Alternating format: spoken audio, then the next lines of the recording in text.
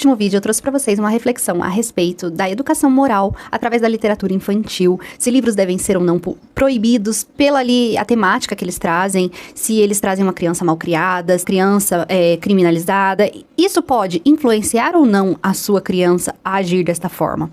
Eu vou ler para vocês um trechinho, então, do livro da Lúcia Pimentel Góes, onde ela fala um pouquinho sobre literatura infanto-juvenil. Se o valor moral deve estar sempre presente, devemos ter em conta que não são as leituras em geral que proporcionam educação moral, mas sim a ação e a vida.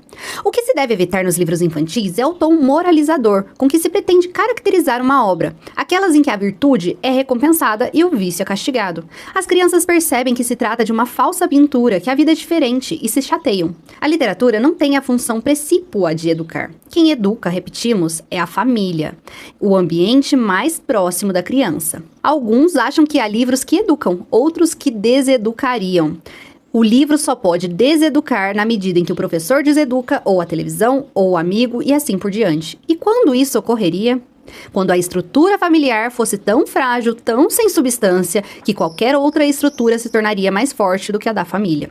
Os pais delegariam, então, a competência de educar a escola, a TV, e não se educa através das palavras, mas através do exemplo. Gente, eu tava pensando nisso, né, recentemente, a respeito de desenhos infantis, que a gente fala muito hoje em dia, de desenhos que não tem ali um bom exemplo pra dar pras crianças. E recentemente, por exemplo, eu não gosto de colocar Peppa pra minha filha, porque eu acho a Peppa uma porca muito mal educada. A porquinha lá, muito mal educada.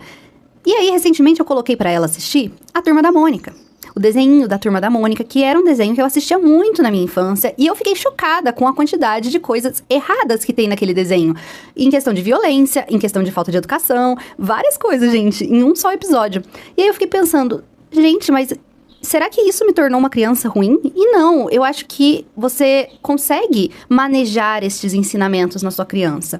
Claro que tudo tem ali um certo equilíbrio, mas a educação principal é através do exemplo dentro de casa, das ações dos pais, da família, e não necessariamente do que a criança está consumindo. Claro que a gente precisa sempre estar de olho naquilo que é consumido. Hoje em dia existe muita fonte de informação, muita coisa perigosa para as nossas crianças, mas se a gente tem uma estrutura bem concreta, bem firme, e a gente está ligado naquilo que as nossas crianças estão tendo contato, eu acho que não é um livro que traz uma criança mal educada como o Diário de um Banana que vai fazer a sua criança ser uma criança sem educação, uma criança que desrespeita. Enfim, gente, acho que é um ponto aí pra gente refletir a respeito.